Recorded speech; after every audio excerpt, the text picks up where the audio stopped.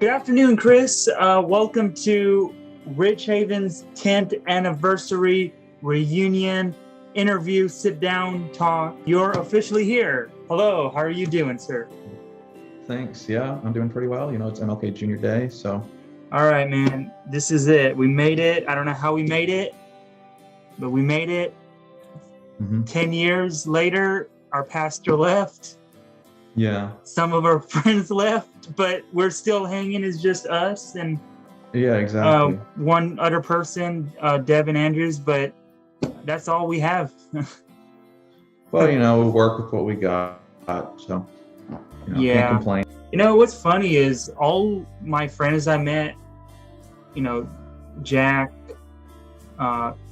his brothers, and some other people, they're all engaged and married or having a baby right now. Yeah, I mean, I didn't know all this would happen until 10 years now. You never think about it when it's happening at the time. You never think 10 years down the line, where are all my friends going to be, I guess. I know, it all went by so fast.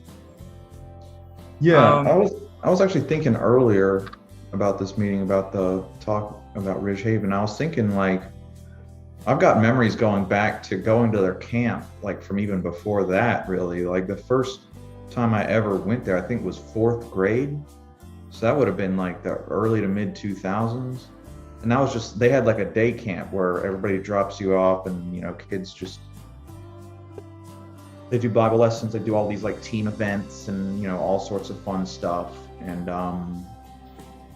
there's a lot of great memories there. I was such a little kid. I was the smallest kid there, but the place had already been around since the 80s or 70s. My parents had actually gone there to be, I think they were counselors actually in the early 80s, which is interesting. So, and then, you came with us. And then, we started going off and on to Ridge Haven for various events like family conferences, retreats and all that. And every time we had a really good time. You remember, what do they call it? Mission Impossible, where you had that tower and there's so many trails and forests spread out and stuff like that. And it's these people are trying to tag you, but you're trying to get to the tower before they tag you. You remember that? Yeah, actually, I was going to talk about those activities. Well, first off, that's 4th grade. Yeah, my 4th grade, my 3rd grade was this small church. You had the good experience. You actually went there when you were really young. There's still some pictures from, I think I saw some pictures of that while I was digging through for the 40th anniversary celebration back in 2020, which I got everything together. It's just it never happened because of COVID. So, but I saw that. And Richard fell in mud and stuff. Yeah. That might have been before I was there even. Hiking was always a really good time. I think that's where we made a lot of friends, because when you're hiking, you walk for 3 miles straight. You're going to start walking next to other people and just start talking to them, See, that's what happened when I met Mr. Famous Jack Dent, and that's how I became friends with him, and that's how we started a game group called Jack Hat Guy Multiplayer, and I've been friends with him ever since. So,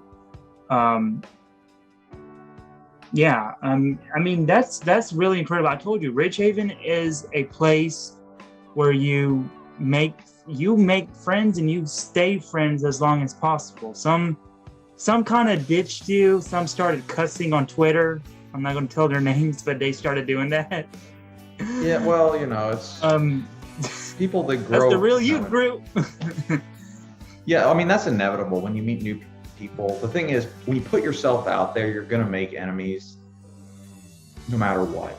That's just part of it. Or, maybe that's not worded right, but it's inevitable, and it's just something you kind of have to overcome, But I think part of what that why you keep the friends for so long is like they really emphasize team building activities a lot there. A lot of athletics and, you know, like a worship team stuff. And they had these free times where you could buy stuff at the camp store, which we always ended up getting beanbags or, you know, stuffed monkeys or something like that. You're right. That's how little water snake things. Exactly. That's why I had that Ridgehaven cup that I bought, or one of my friends bought.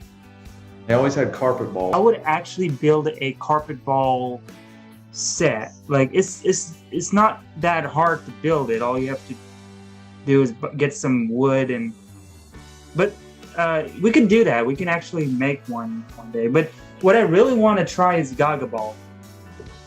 No, that was fun. That was a blast. That was very fun. That was all you have to do is put that ball in the middle, hit that, say Gaga, and then make sure you whack the ball straight at that opponent and try not to get hit. It's like dodgeball, but in a circle. Yeah, it's like dodgeball, except you don't throw it. Instead, you just sort of hit it around. Yeah. And there's only certain spots you can get hit where you get out. And the games go by so quickly that there's no, you know, you don't, it's not like you don't get immensely frustrated or anything, because like the next game starts so quickly, you don't, you know, it's not a big deal. But yeah, we actually used to play a different version of that. It was more aggressive called Chaos. But that was like at a different camp, basically. I didn't even know Gaga was a thing. Yeah, and also we played soccer there. We played Ultimate Frisbee, which was really good. Yeah, that was tough. And you still played it at the homeschool stuff. I remember I remember when it was homeschooling, did the Ultimate Frisbee night. So that was really fun. You always had to try to catch it. I was got hit by it. Yeah, I mean, if you couldn't throw it. I mean, I did throw it. As far ahead as you can. I mean. But yeah, back to Ridgehaven. They do every year, that they did ever since I was a real little kid, like all the way until the last time I went there, where they did like these dances. They did like a Cotton Eye Joe, like cheesy kind of like, I wouldn't call it a square dance. I don't know what kind of dance you'd call it. They teach it to you and you just do this dance, and then you'd like afterwards you get ice cream and s'mores, and I would just, you know, gorge myself on s'mores. Oh yeah, the I would walk 500 miles song. Yeah. Right. And then after that, we do that one too. We do the dance. Dude, every year since 2012, they always did either Justin Bieber or One Direction music. And well, the audience got younger. The audience changed. Yeah, but I mean, yeah, it could be something else now. But now, so. Yeah, but that's true, and some kind of split apart. But yeah, that's all they've been doing.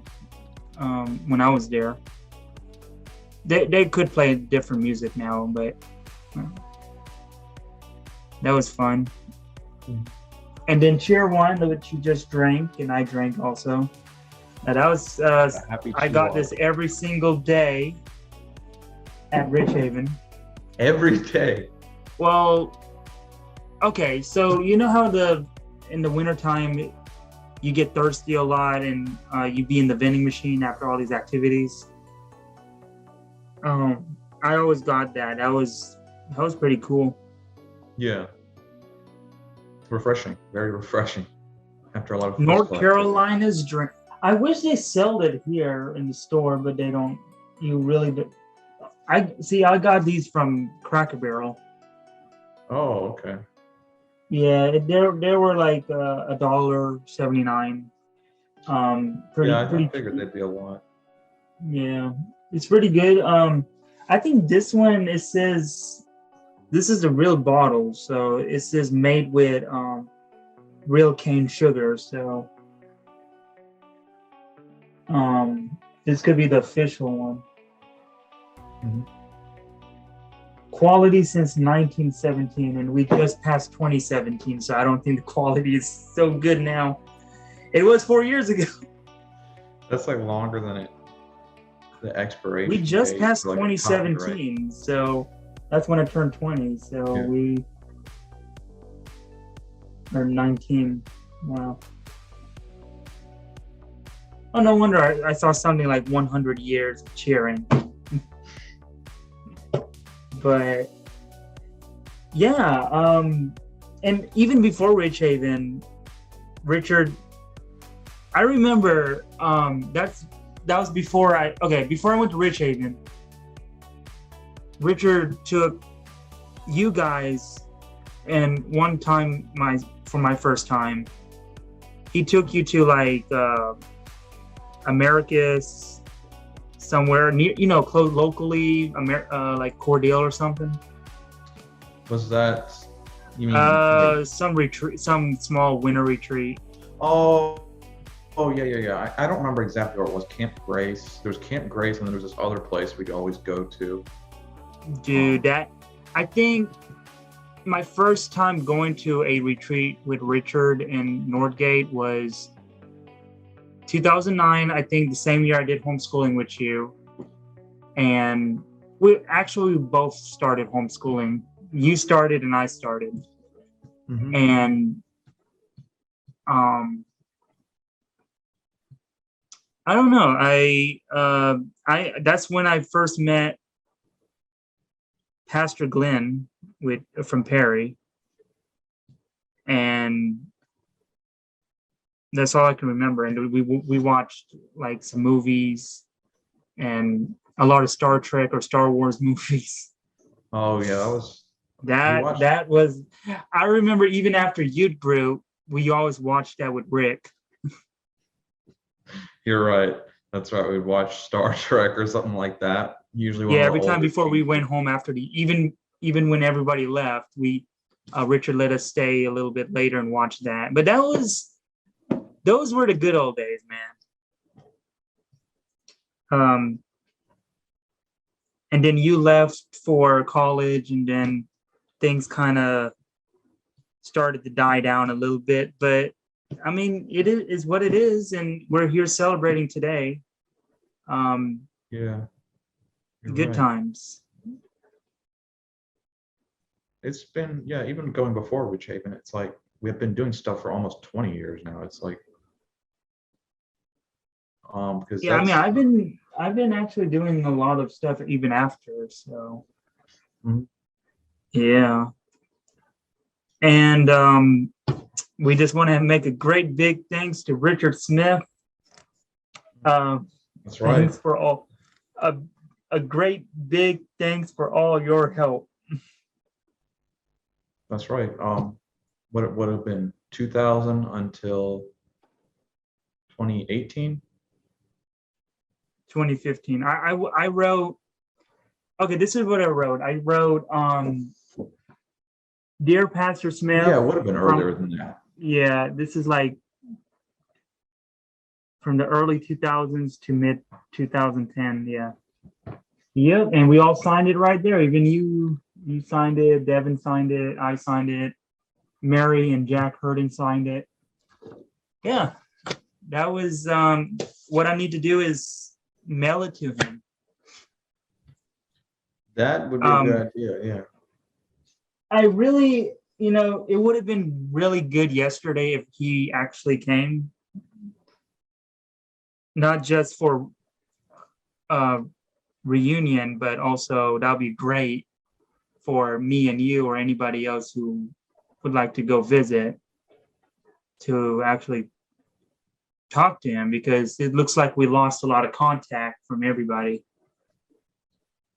That's true. All right. Well, thank you so much, Chris, for joining. And I do hope you have a great day. All right, you too. I appreciate it.